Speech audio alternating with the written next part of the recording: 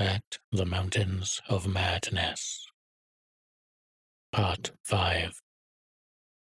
I think that both of us simultaneously cried out in mixed awe, wonder, terror, and disbelief in our own senses as we finally cleared the pass and saw what lay beyond. Of course, we must have had some natural theory in the back of our heads to steady our faculties for the moment. Probably we thought of such things as the grotesquely weathered stones of the Garden of the Gods in Colorado, or the fantastically symmetrical wind-carved rocks of the Arizona desert. Perhaps we even half thought the sight a mirage like that we had seen the morning before on first approaching those mountains of madness.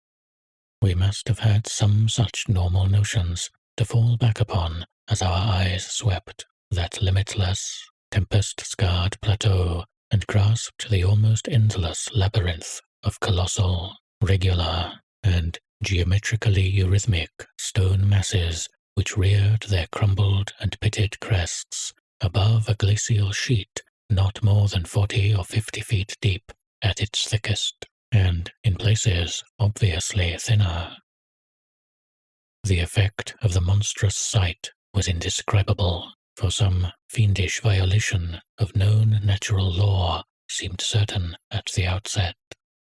Here, on a hellishly ancient tableland fully 20,000 feet high, and in a climate deadly to habitation since a pre-human age not less than 50,000 years ago, there stretched, nearly to the vision's limit, a tangle of orderly stone which only the desperation of mental self-defense could possibly attribute to any but a conscious and artificial cause.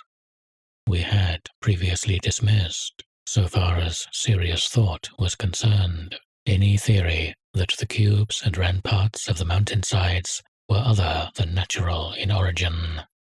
How could they be otherwise, when man himself could scarcely have been differentiated from the great apes at the time when this region succumbed to the present unbroken reign of glacial death?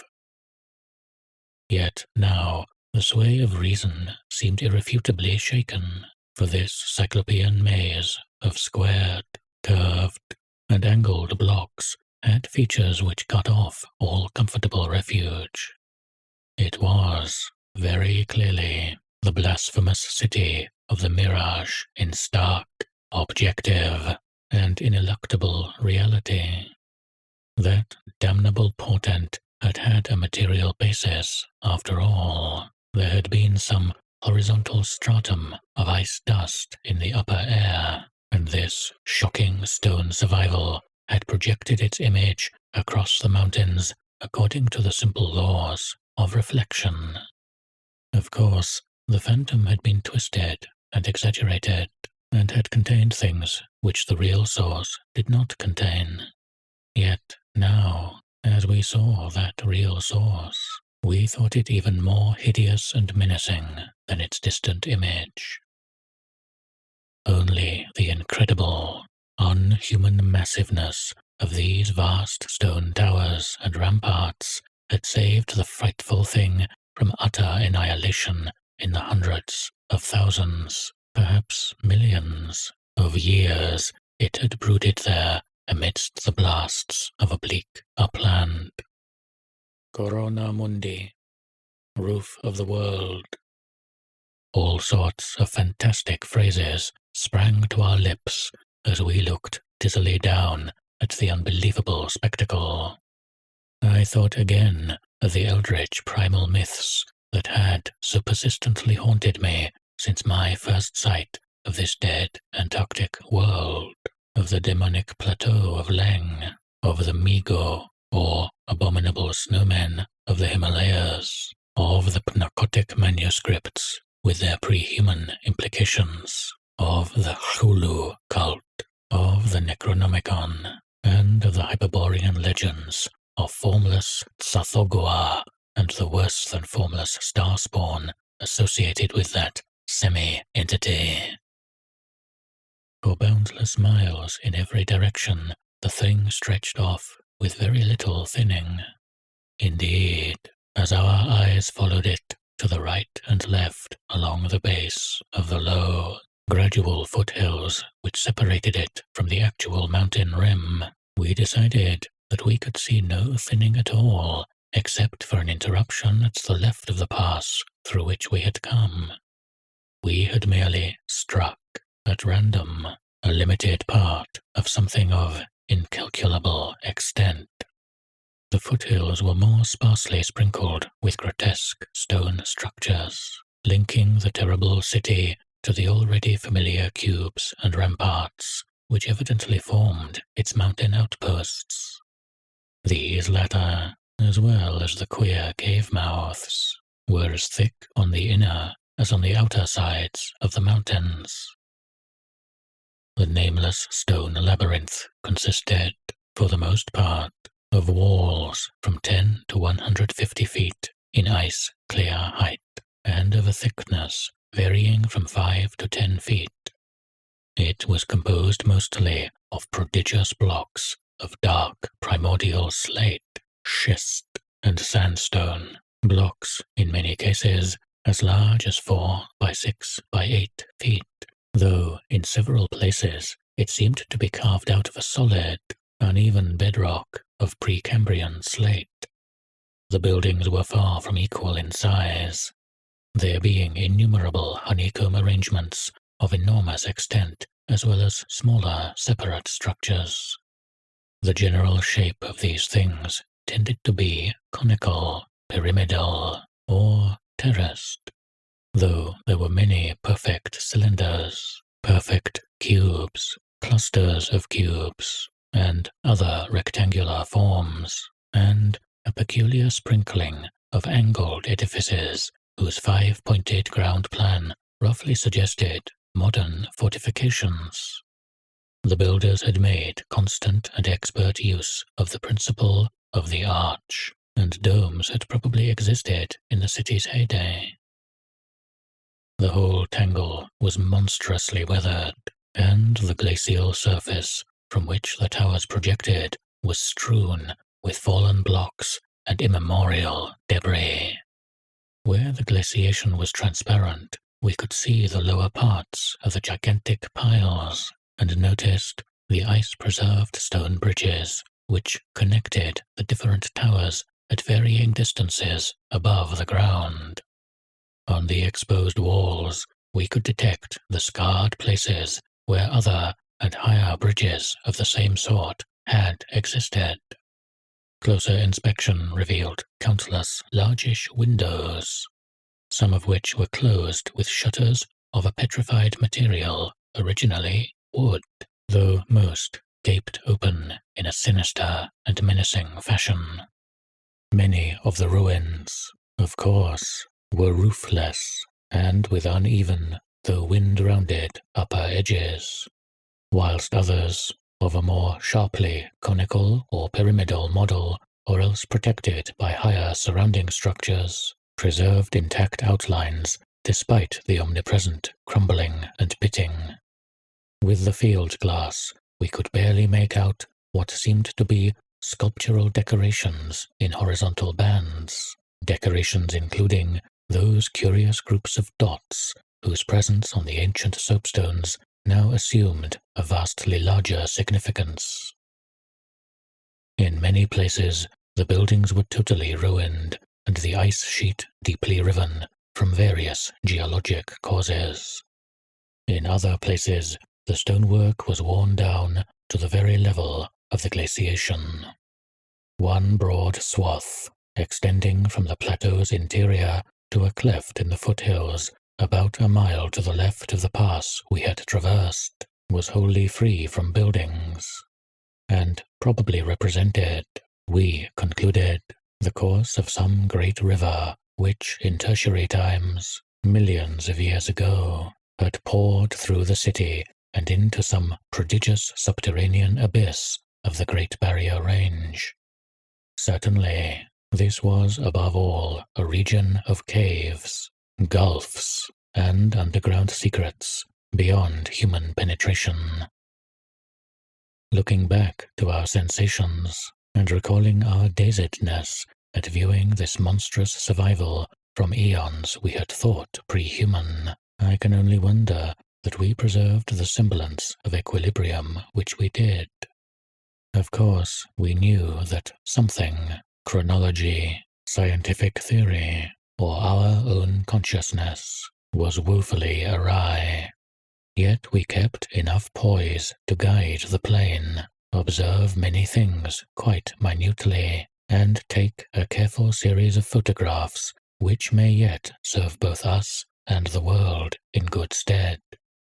In my case, ingrained scientific habit may have helped, for above all my bewilderment and sense of menace, there burned a dominant curiosity to fathom more of this age-old secret, to know what sort of beings had built and lived in this incalculably gigantic place, and what relation to the general world of its time, or of other times, so unique a concentration of life could have had. For this place could be no ordinary city. It must have formed the primary nucleus and center of some archaic and unbelievable chapter of Earth's history whose outward ramifications, recalled only dimly in the most obscure and distorted myths, had vanished utterly amidst the chaos of terrene convulsions long before any human race we know had shambled out of apedom. Here sprawled a Paleogean megapolis, compared with which the fabled Atlantis and Lemuria, Cormorium and Uzuldarum, and Olatho in the land of Lomar are recent things of today, not even of yesterday.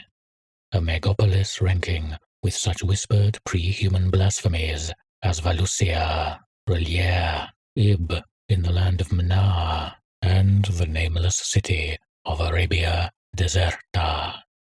As we flew above that tangle of stark Titan towers, my imagination sometimes escaped all bounds and roved aimlessly in realms of fantastic associations, even weaving links between this lost world and some of my own wildest dreams concerning the mad horror at the camp.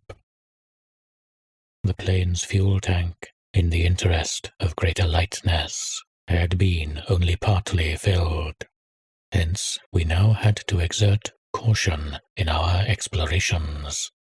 Even so, however, we covered an enormous extent of ground, or rather, air, after swooping down to a level where the wind became virtually negligible.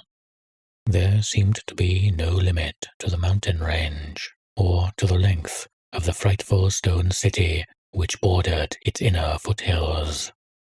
50 miles of flight in each direction showed no major change in the labyrinth of rock and masonry that clawed up corpse-like through the eternal ice.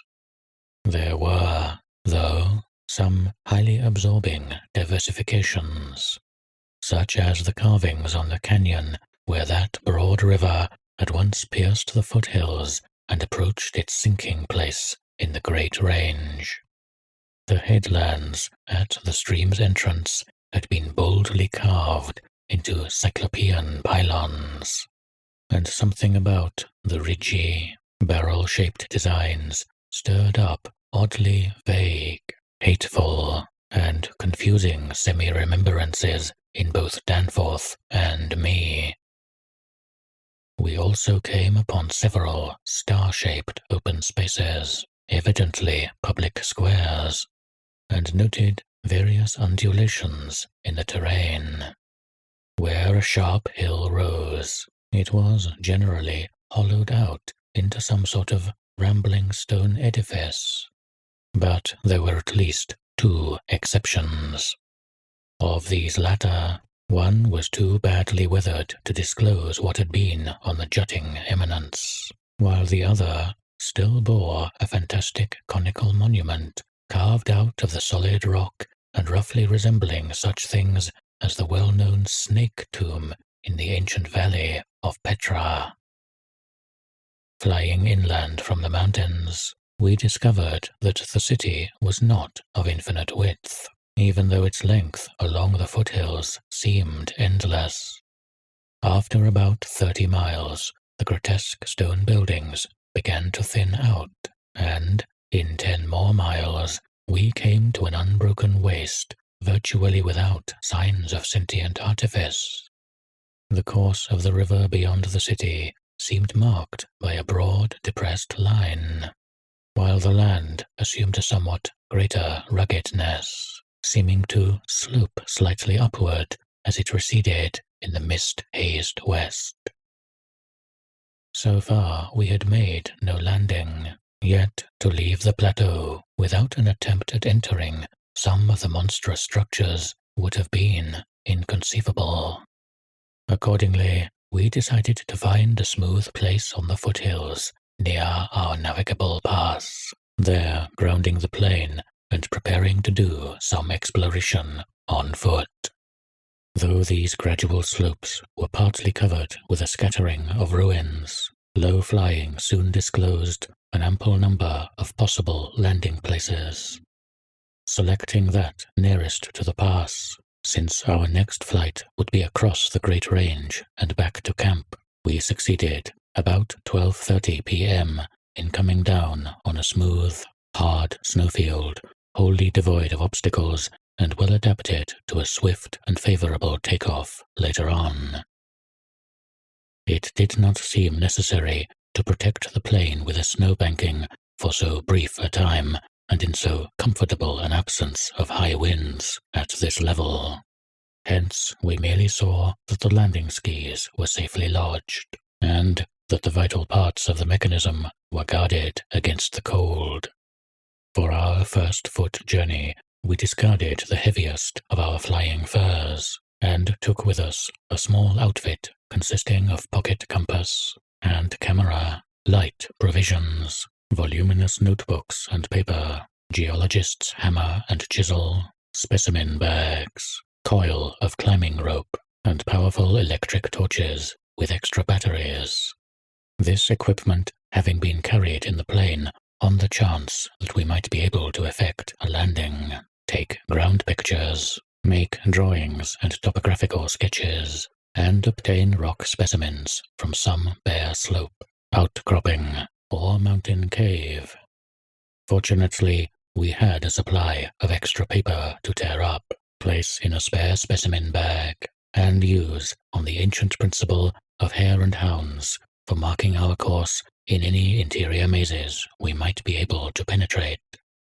This had been brought in case we found some cave system with air quiet enough to allow such a rapid and easy method in place of the usual rock-chipping method of trailblazing. Walking cautiously downhill over the crusted snow towards the stupendous stone labyrinth that loomed against the opalescent west, we felt almost as keen a sense of imminent marvels as we had felt on approaching the unfathomed mountain pass 4 hours previously. True, we had become visually familiar with the incredible secret concealed by the barrier peaks. Yet, the prospect of actually entering primordial walls reared by conscious beings, perhaps millions of years ago, before any known race of men could have existed, was nonetheless awesome and potentially terrible in its implications of cosmic abnormality. Though the thinness of the air at this prodigious altitude made exertion somewhat more difficult than usual, both Danforth and I found ourselves bearing up very well, and felt equal to almost any task which might fall to our lot. It took only a few steps to bring us to a shapeless ruin worn level with the snow, while 10 or 15 rods farther on there was a huge roofless rampart, still complete in its gigantic 5-pointed outline and rising to an irregular height of 10 or 11 feet. For this latter we headed, and when, at last, we were able actually to touch its weathered cyclopean blocks, we felt that we had established an unprecedented and almost blasphemous link with forgotten eons normally closed to our species. This rampart, shaped like a star and perhaps 300 feet from point to point, was built of Jurassic sandstone blocks of irregular size, averaging 6 by 8 feet in surface. There was a row of arched loopholes or windows about 4 feet wide and 5 feet high, spaced quite symmetrically along the points of the star and at its inner angles, and with the bottoms about 4 feet from the glaciated surface. Looking through these, we could see that the masonry was fully 5 feet thick, that there were no partitions remaining within, and that there were traces of banded carvings or bas-reliefs on the interior walls. Facts we had indeed guessed before, when flying low over this rampart and others like it. Though lower parts must have originally existed, all traces of such things were now wholly obscured by the deep layer of ice and snow at this point. We crawled through one of the windows and vainly tried to decipher the nearly effaced mural designs, but did not attempt to disturb the glaciated floor. Our orientation flights had indicated that many buildings in the city proper were less ice-choked, and that we might perhaps find wholly clear interiors leading down to the true ground level if we entered those structures still roofed at the top. Before we left the rampart, we photographed it carefully and studied its mortarless cyclopean masonry with complete bewilderment. We wished that Pabody were present, for his engineering knowledge might have helped us guess how such titanic blocks could have been handled in that unbelievably remote age when the city and its outskirts were built up. The half-mile walk downhill to the actual city, with the upper wind shrieking vainly and savagely through the skyward peaks in the background, was something whose smallest details will always remain engraved on my mind. Only in fantastic nightmares could any human beings but Danforth and me conceive such optical effects. Between us and the churning vapours of the west lay that monstrous tangle of dark stone towers, its outre and incredible forms impressing us afresh at every new angle of vision. It was a mirage in solid stone, and were it not for the photographs, I would still doubt that such a thing could be. The general type of masonry was identical with that of the rampart we had examined, but the extravagant shapes which this masonry took in its urban manifestations were past all description. Even the pictures illustrate only one or two phases of its infinite bizarrerie, endless variety, preternatural massiveness, and utterly alien exoticism. There were geometrical forms for which an Euclid could scarcely find a name, cones of all degrees of irregularity and truncation, terraces of every sort of provocative disproportion, shafts with odd bulbous enlargements, broken columns in curious groups, and 5-pointed or 5-ridged arrangements of mad grotesqueness. As we drew near, we could see beneath certain transparent parts of the ice sheet, and detect some of the tubular stone bridges that connected the crazily sprinkled structures at various heights. Of orderly streets there seemed to be none, the only broad open swath being a mile to the left, where the ancient river had doubtless flowed through the town into the mountains. Our field glasses showed the external horizontal bands of nearly affected sculptures and dot groups to be very prevalent, and we could half imagine what the city must once have looked like, even though most of the roofs and tower tops had necessarily perished. As a whole, it had been a complex tangle of twisted lanes and alleyways, all of them deep canyons, and some little better than tunnels because of the overhanging masonry or overarching bridges.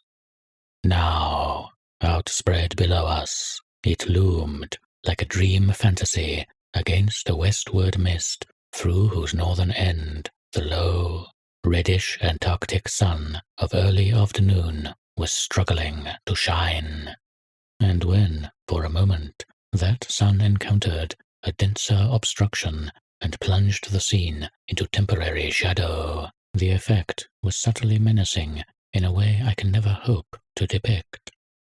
Even the faint howling and piping of the unfelt wind in the great mountain passes behind us took on a wilder note of purposeful malignity. The last stage of our descent to the town was unusually steep and abrupt, and a rock outcropping at the edge where the grade changed led us to think that an artificial terrace had once existed there. Under the glaciation, we believed there must be a flight of steps, or its equivalent. When, at last, we plunged into the labyrinthine town itself, clambering over fallen masonry and shrinking from the oppressive nearness and dwarfing height of omnipresent, crumbling, and pitted walls, our sensations again became such that I marvel at the amount of self-control we retained.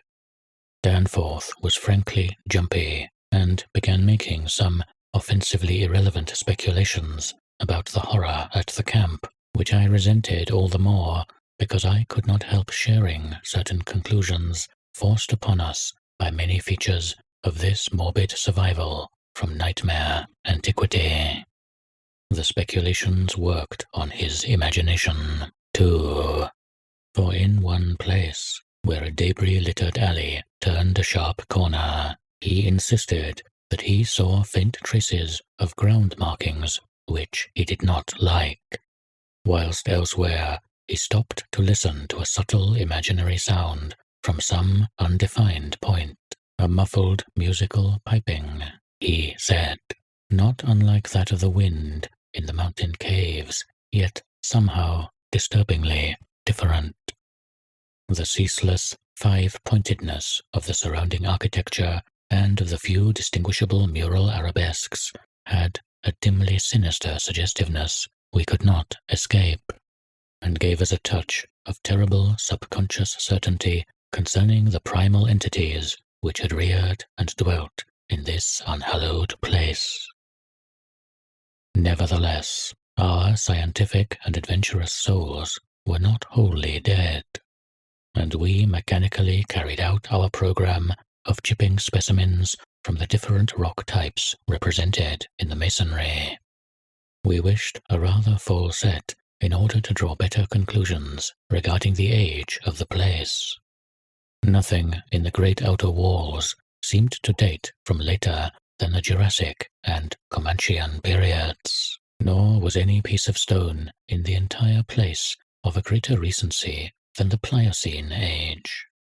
In stark certainty, we were wandering amidst a death which had reigned at least 500,000 years, and, in all probability, even longer.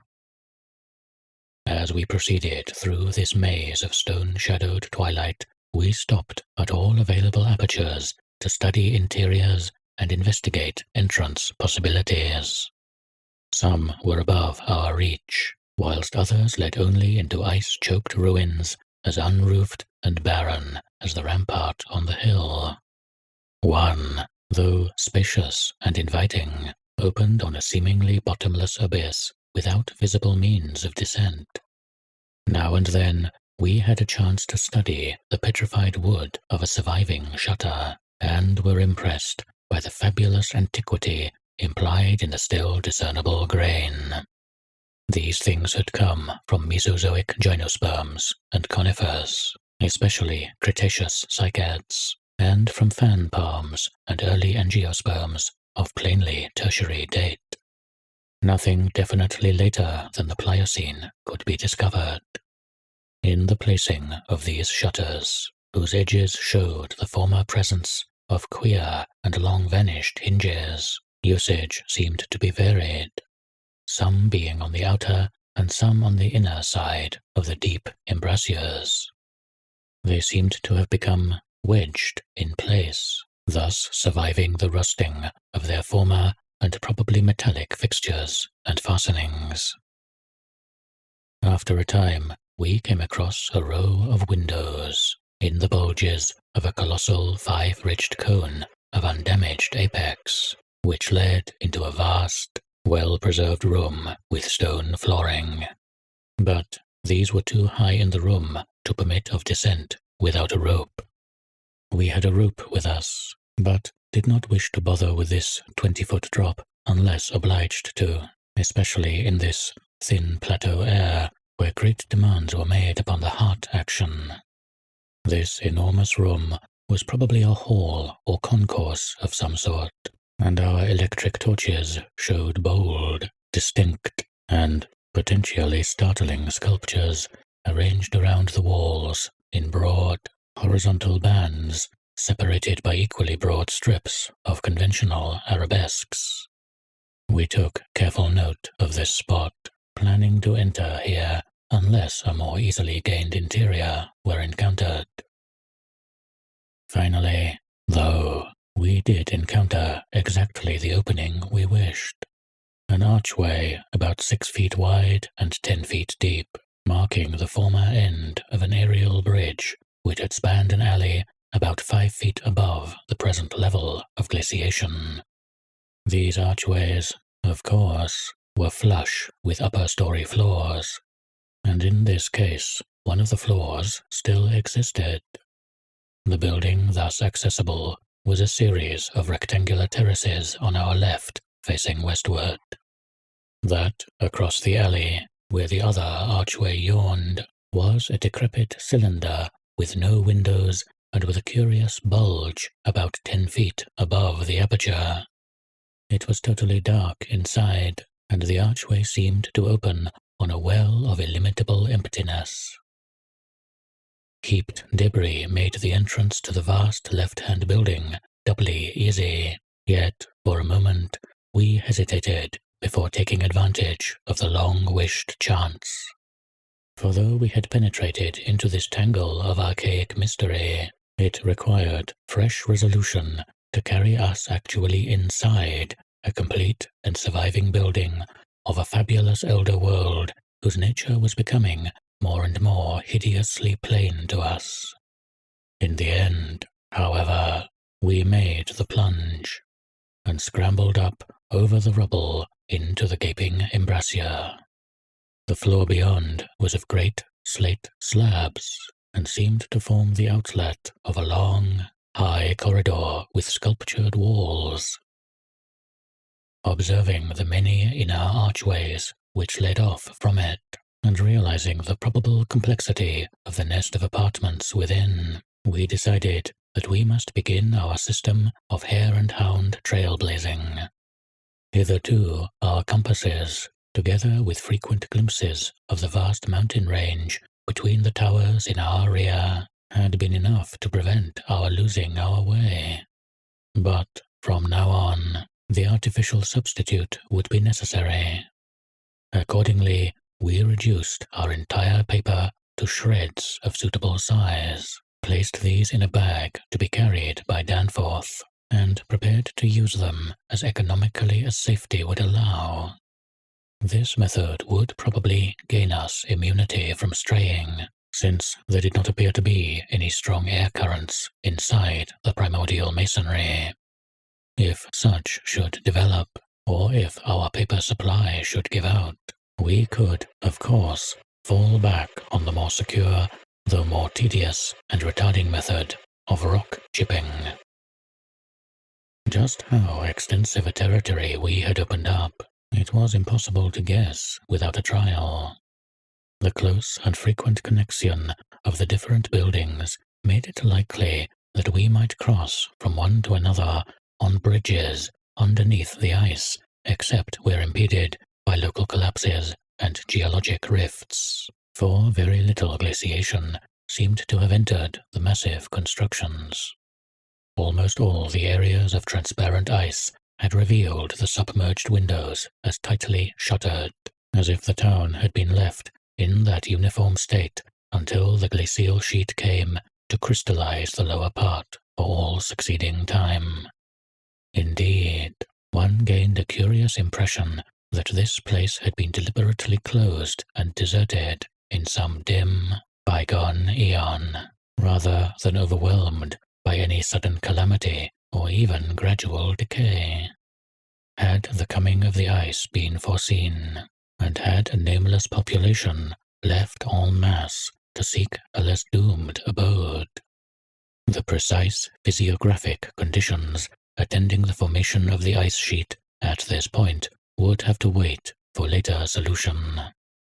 It had not, very plainly, been a grinding drive.